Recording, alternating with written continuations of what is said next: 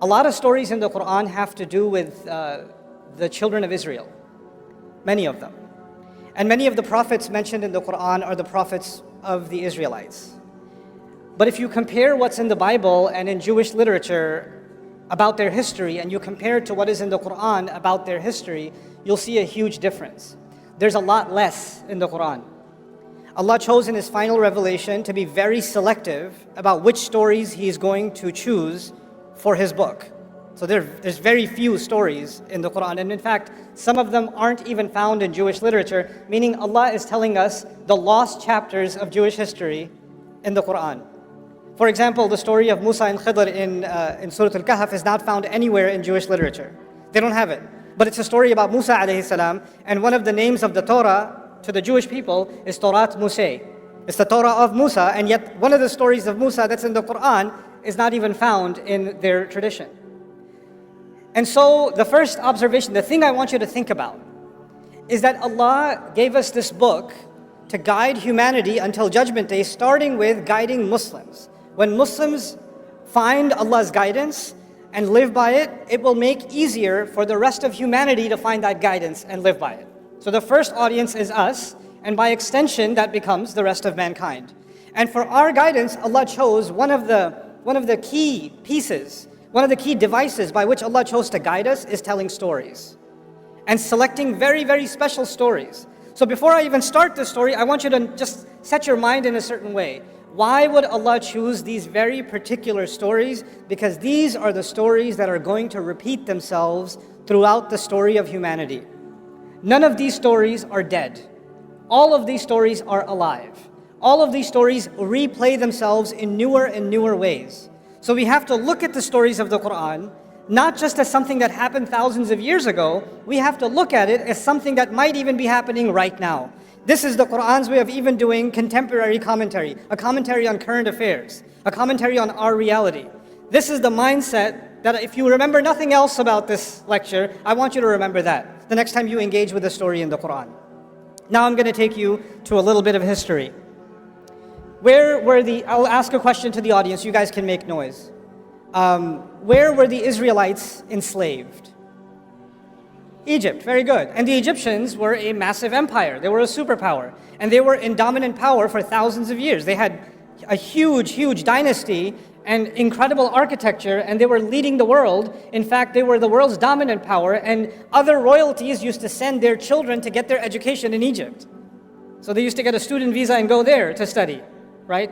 And their architecture was superior to everybody else. Their monuments were superior to everybody else. Their agriculture was superior to everybody else. They had this dominance and this feature in the world. In fact, they were so impressive that later empires, even after the Egyptian empire collapsed, later empires tried to copy the Egyptians or describe themselves as the new Egypt, right? They're the new Egyptian empire.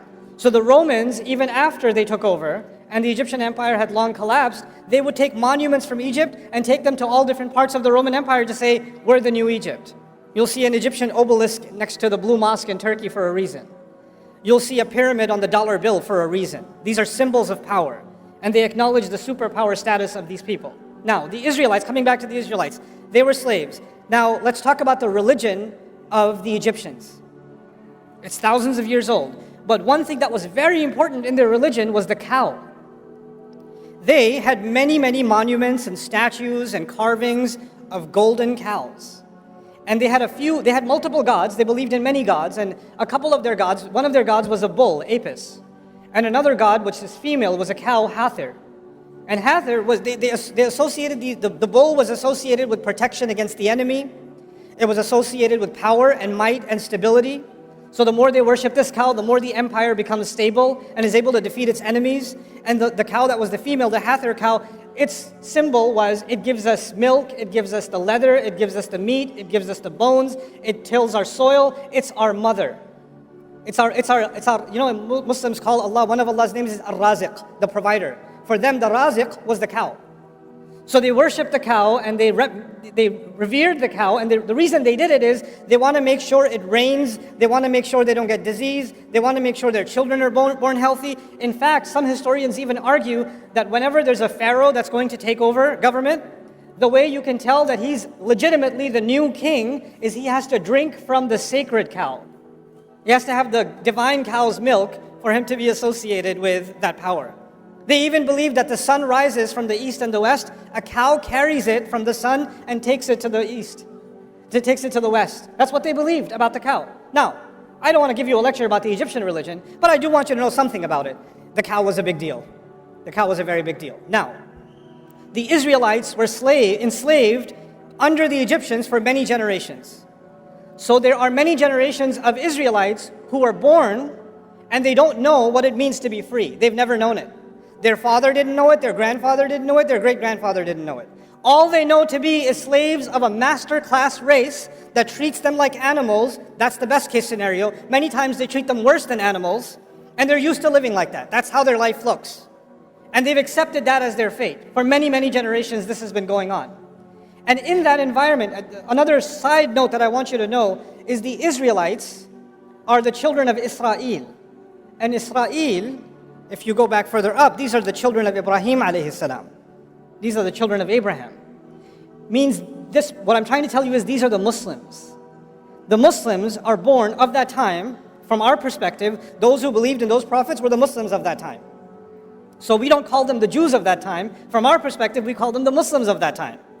They're being born into slavery under a superpower, and their next generation doesn't even know what it means to be free. They're born under the choke of a superpower. And what happens to young men and women that are raised as a minority, as a degraded, inferior minority that is under the chokehold of a larger superpower? You start thinking to yourself, consciously or subconsciously, man, these people, they have better roads, they have cleaner houses, they have more beautiful clothes, they're so much smarter. Look, they're so much healthier, they're so much stronger, they keep on winning and winning, everything about their life is beautiful. My God, they have it all. I mean, they're kuffar, but they're awesome. Look at their streets, look at their neighborhoods, look at their highway system, look at their technology, look at their agriculture, and look at where we live. Fine, we're the believers, but we're also losers. Yes, they are the kuffar, but they are, oh my God, look at them. So they develop this kind of a love-hate relationship with their master. We hate the master because he's enslaved us, but we also kind of love the master because they live the life, man. They live the life. This is the environment in which the Israelites spent many generations. Now, let's fast forward. Allah reveals the message to Musa alayhi salam. There's a conflict between Musa and Fir'aun, and eventually the Pharaoh drowns, and the Israelites are finally free. Yes? They're no longer living in slavery. After being enslaved for generations, now they get a taste of freedom. Now they have a taste of freedom. And in that time, many adventures happened. I'm going to highlight two of them if time permits. I have so many things to share with you about this story, but I'm trying to be as selective as I can because I respect two things. One, the time that I've been given. Two, your attention span. I'm staring at some of you. You don't know this, but I'm staring at you. Yes, you. You right there. Yep, you. Yep. That's you. Yeah. Yeah. Actually, I didn't point at anyone, but you felt paranoid. I got you so good. You felt like the soul leave your body a little bit just now. I saw, okay. But I do want you to at least take two parts of this story with you that I'm going to just be selective about. Okay. So Allah, they're out in the desert. They're free now. And Allah says to Musa alayhi salam that Allah calls Musa alayhi salam to meet with him. So he's going to leave the Israelites behind and he's going to go meet with Allah on the mountain. And the mountain is not that far. The mountain of Tur is not that far. So he leaves them behind. He leaves his brother Harun and he goes to meet with Allah. But he shows up early. He shows up early. And Allah asks him, مَا أَعْجَلَكَ عَنْ قَوْمِكَ يَا Musa. Musa, why did you show up early? What rushed you away from your people? Why did you show up so early? And of course he says, لِتَرْضَى عَجِلْتُ إِلَيْكَ رَبِّي لِتَرْضَى. I rushed to you, my master, so you could be happy. Obviously, if you're going to please Allah, like we go to the masjid earlier for Jum'ah, it's more rewarding, isn't it? So he rushed to Allah to make him happy. I won't go into that part of the story. The part I want you to focus on with me is what Allah tells him. And what he tells Allah. He says, Hum ulai ala athari. No, they're just a few steps behind me. They're just a few steps behind me. I want you to remember two meanings of that. When Allah said, why did you rush? He said, there's a few steps behind me. Number one, it means they're not that far away. If there's any trouble, I'll just run back down and I can get there in 20 minutes, no problem. That's one meaning. The other meaning is, look, they followed me through the water. They followed me and they fought their fear against the Pharaoh and they crossed this desert with me and they've seen so many miracles. I'm pretty sure they're going to respect my leadership if I'm just gone for 10 extra days. Nothing's going to go wrong. They're still on my footsteps. They're still, I'm pretty sure they're going to be okay. And Allah says, actually, Samiri, there's a fellow named Samiri, a foreign name actually. He has put them in trouble. He's confused them. He's created chaos among them. So now I'm going to take you to Samiri and what chaos was created. While Musa alayhi salam was gone, this fellow Samiri, basically what he does is he collects all of their gold. Whatever gold they had from all their savings, they collected and they ran off from Egypt. And somehow he collects all of it from them, melts it down, and turns it into the statue of a guess what? A golden baby cow. A golden cow. Which suggests a couple of things. One, it might suggest that they didn't have enough gold to build a cow, so they had to go with a baby cow. Right? So that might be one reason.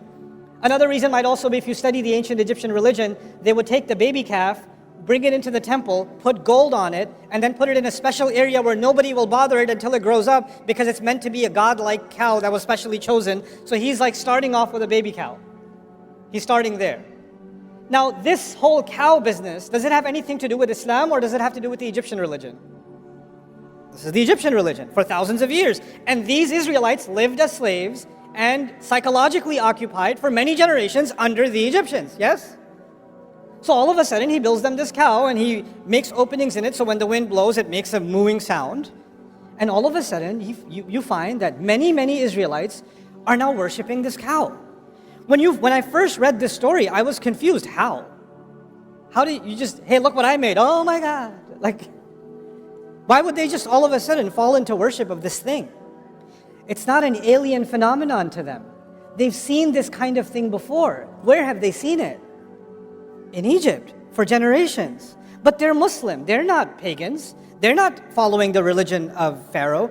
No, they're not following the religion of Pharaoh, but something happens in the conscience of believers and the conscience of minorities when they live under a powerful majority. You start thinking their roads are better, their clothes are better, their homes are better, their armies are better, their wealth is better, their religion and their philosophy and their way of life and everything they think important must also be what? Better. Which is why you can find Christmas trees in homes in Karachi. This is the reason.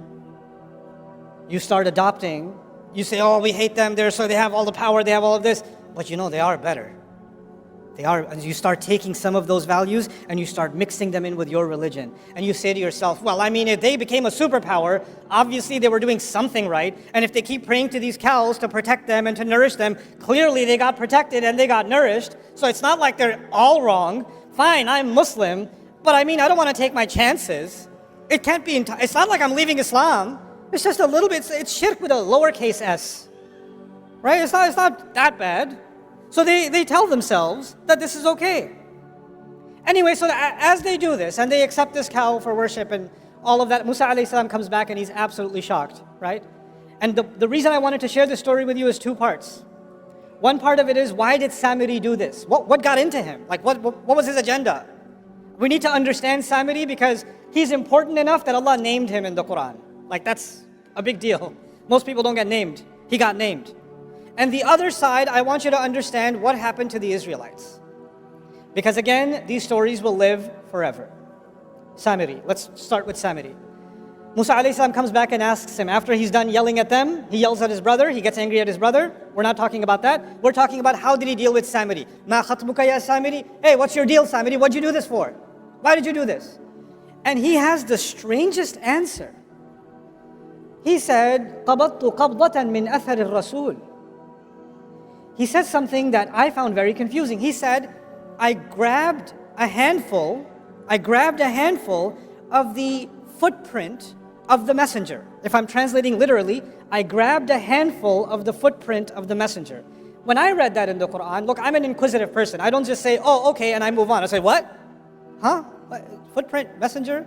The messenger's all the way up. Did he follow Musa alayhi salam and grab some dust of his footprint? What's going on? Then you read the commentaries and you find many people commenting, many mufassirun commenting, that he somehow saw Jibreel alayhi salam on a horse.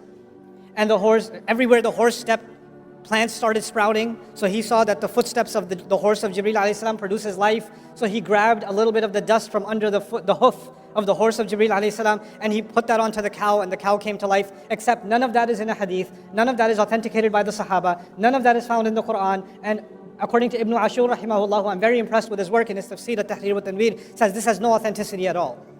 Even goes against the text of the Quran. So then what does it mean that I grabbed a piece of the footprint of the messenger? I'd like to offer an alternative understanding. You remember I said the word athar. Musa alayhi salam was with Allah. Allah said, why did you come so quickly? He said, they're right behind my footsteps. Remember footsteps? Hum ula'i ala athari. And it meant two things. It meant footprint. What else did it mean? That they're closely following me. Samiri sees an opportunity. These people, their Islam is not that strong. They don't really understand the revelation, but they're culturally still very attached to the dominant culture of the Egyptians. I can create a religion, an alternative religion that I'm not going to say it's not Islam. I'm not going to say it's shirk. I'm not going to say it's the religion of the pharaohs. I'm still going to call it Islam, but I will create a cult within them that are still impressed with the old ways, and that way I will have a handful of the kind of impact and following that is meant for the messenger. They will take me as a lesser kind of messenger. They won't officially call me a messenger, but they're going to follow me cult-like anyway. And so there is Islam given to prophets like Musa alayhi salam, and then there are cults that people like Samiri run by taking the gold of the people and giving them something they want, giving them something pagan. Of course, that never happened in Islamic history ever, especially not in South Asia. Especially. The kind of cults that we create, in which we identify certain people as so connected and so they have connection with the ghaib and they have these powers and all of this. None of this stuff was Islam. None of this stuff. And Allah warned us this will happen with the story of Samiri. But it goes a step further. Allah Azza wa Jal told us in the Quran that when Musa alayhi salam was on the mountain, Allah told Musa alayhi salam, by the way, even among your believers, even among the Muslims, سَأَصْرِفُ عَنْ آيَاتِي الَّذِينَ يَتَكَبَّرُونَ فِي الْأَرْضِ بِغَيْرِ الْحَقِّ. I'm going to turn away from my revelations those who are arrogant in the world, those who seek to be great themselves. What did Samiri want? He wanted a following. He wanted to make money off the people. He wanted to become the religious leader. He wanted to become the cult leader. He wanted power in the world. Allah says, people like that, I will turn them away from my ayat. And then all the others, why did they follow him? Here's another subtle point that I really, really want to make sure you remember. We have a concept of God in Islam. And the Egyptians had different gods, deities in their religion. And Hinduism has gods. Christianity has a concept of God. Judaism has a concept of God. What separates Islam's concept of God, especially from pagan religions? Especially like the religion of the Egyptians. The religion of the Egyptians, the way if you can understand this simply, it's transactional. I give the God something, he gives me something back. I sacrifice something for that God, he gives me freedom. I make sure I build a golden statue in his name, he protects the country, etc., etc. It's always a transaction. You give, we give and get, give and get, give and get. And so the Israelites are now, their concept of God itself, even though they believe in one God, has now been corrupted into a God that is transactional. So okay, we'll follow this God through the water, end up in the desert. But what kind of God is this? If he's really on our side, he should hook us up like the God of the Egyptians. He should send us rivers and vegetation and all of it. Why is he giving us this one cloud and just manna and salwa? Can you bring some salad over here? Like, fumiha wa adasiha wa bathaliha wa qithaiha wa fumiha wa adasiha. Where are the vegetables? Why isn't this God giving us a better menu option? Why? Because in their mind, their God became entirely transactional. But that's not from Islam, that's from the pagan religion. Of course, Muslims would never fall into such a trap, especially not in 2024. I made so much dua, I even prayed tahajjud, I even decided to pray 5 times, and I still failed my medical boards. Of course, we would never become transactional. I stopped praying because Allah doesn't answer my prayers on my terms. I wanted that job, I didn't get that job, and now I have to drive an Uber until I find another job. That's why I'm just disappointed with Allah, because I did my part, he didn't do his part. This was the pagan religion. This was not the religion of Islam. We started making our religion transactional. And what is the offering of those religions? They offer you the transaction. Make this offering, your child will be protected. Make this offering, it's going to rain. Make this offering, this is going to happen, that's going to happen. That's all it is. It's all transactions. So we're done with Samiri. There are going to be Samiris in the world that are going to try to take believers away from the ayat of Allah, to pull them into cults, to keep them away from revelation. Allah described their tactic. Allah says, وَإِنْ يَرَوْا سَبِيلَ الرُّشْدِ لَا يَتَّبِعُونَ سَبِيلًا. If they see the right way, they're not going to follow it. And if they see the deviant way, they'll follow it immediately. Now let's take a step forward. Musa alayhi salam comes back, sees this nonsense, and tells Samiri what he's done, tells him off, and then in front of him, shows him that he's going to destroy that cow. He starts smashing it to bits. Now when he's smashing it to bits, if I'm one of the Israelites watching him do this, and I've been culturally enslaved for many generations, some part of me is like, is it going to thunderbolt right now? Is there going to be an earthquake? Because he's breaking oh my God, I can't watch. And then he's going to take it, break it, and he's going to drown it into what? The river. Interestingly, the same river that who drowned in? Fir'aun has already drowned, yes? It's as if Fir'aun drowned, but the poison Fir'aun put in these people still hadn't drowned. That also needs to drown. That's Samiri, fine. What about the other side? The other side is the people who followed him, the people who believed him. They still, even if the idol is broken on the outside, that doesn't necessarily mean the idol inside has broken. They still possibly believe it. So Allah reveals this interesting test to them that I had my beloved friend Ibrahim recite. Allah commands you to slaughter a cow. He tells the Israelites, you need to slaughter what? All of you are going to slaughter a cow. Now, okay, Samiri will face the curse of the cow that he wrecked. But now all of you better slaughter your cow. What is that going to prove? You no longer have any special connection with the cow. The idol worship that is inside you, hiding somewhere, needs to be broken. The cultural colonization that you're still living under needs to be broken. It needs to be slaughtered. And when they first heard this, they were in shock. By the way, when Samiri asked them to worship a cow, did they do it immediately? Yeah. But when Musa asked them to slaughter a cow, did they do it immediately? No, they said, what are you kidding? أَتَتَّخِذُنَا هُزُوًا? You think we're a joke? Are you taking us for a joke? They got offended. They got shocked. What did Allah tell Musa on the mountain while they were doing this? Allah said to him, if they were to be called to the right way, they won't follow it. And if they see the wrong way, they will follow it. So what is going to happen to these people that get away from the revelation? When they see something crooked, easily followed. When they see the right way, they start asking a lot of questions. It's so complicated. I'm not sure. I have a lot of questions about salah. Where are you supposed to put your hands? I don't know where to put my hands. How far apart should your feet be? It's so hard. It's so difficult. But the Christmas tree is really easy. The wrong thing's super easy. But the right thing, I got a lot of questions. What kind of cow? I'm confused. What kind of cow? And what did Allah do? Allah said, a cow that's never been bothered. It's not too young and not too old. Which, by the way, not too young and not too old, perfect age, that would be the sacred cow in Egypt, isn't it? And then they said, oh, okay, yeah, fine, but color. And what color did Allah say? What color? Anybody know? Yellow, golden. Because you're meant to slaughter the gold. The more they're asking because they don't want to do it. And the more they're asking, the answer is taking them more directly to the one thing they don't want to do. It's taking them right back in that direction. And then he says, La shiyat, the last time they asked, okay, fine, we're confused. Can you just tell us more about this cow? Oh, it's a cow that's never been put to work. It's been left alone. It doesn't have a single blemish or a tarnish. Guess what? The sacred cows of Egypt, did they put them to work in the farm? No, they kept them in special areas and gave them luxury life.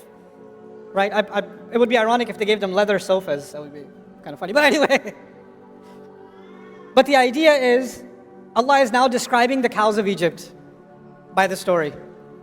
And what's the most amazing part of this at the end is, Allah says, فَذَبَحُوهَا, they finally did slaughter it. But then Allah says, وَمَا كَادُوا يَفْعَلُونَ, and they almost didn't do it. Listen to that. They almost didn't do it. Why would Allah say that? Allah is telling us that for generations to come, whenever believers are going to be colonized, whenever believers are going to be dominated, And there's such a thing as political domination, military domination, economic domination, but there's also such a thing as a cultural domination, a psychological domination, a spiritual domination. And when you live subjugated for so long, you start developing an inferiority complex. And the people, white people are just smarter. What are you going to do? Starts coming inside your head. They're just better. When you're at school, you're being made fun of, you're less and less and less, and something in you says, if I act more like them, I'll be more acceptable. If I dress more like them, I'll be more acceptable. If I look more like them, behave more like them, if I change my name to sound more like their name, they won't ever accept me, but at least I'll feel like I'm closer to the winning team. The pharaohs will never accept the Israelites as equals, but the Israelites are still enamored with their religion, isn't it? Your inferiority complex can get so strong that you're almost worshiping this culture, and you've mixed it in with your religion. You're not willing to say that I've left my religion. No, I have my religion, but really I have a lot of affinity for all of this Firaun cow that lives inside me. So the reason I wanted to bring this to your attention is that there will always be, within the Muslim world, there will always be Samiris, always. And there will always be Muslims who are going to be susceptible to having reverence for their own version of the cow. There's going to be something cultural, something economic, something in our practices. And we're going to have to take a deep look within ourselves. Where does our sense of pride, sense of value, sense of purpose, where does it come from? Where did we adopt these values from? Why are we so committed to being this way or that way? When you have a young child in school and they are trying to copy all of their other friends, and they're yelling and screaming at home because they don't have a device that all their other friends got for their birthday or whatever else. They're having a tantrum. What are we already preparing these kids for? The worship of the new cows of this generation. That's what we're preparing them for. Instead of being able to think for themselves and free themselves from it. Allah gave us these stories because these problems will never die. And we have to be aware of these problems so we can be mindful of them. This is the last bit of my message that I want to share with you.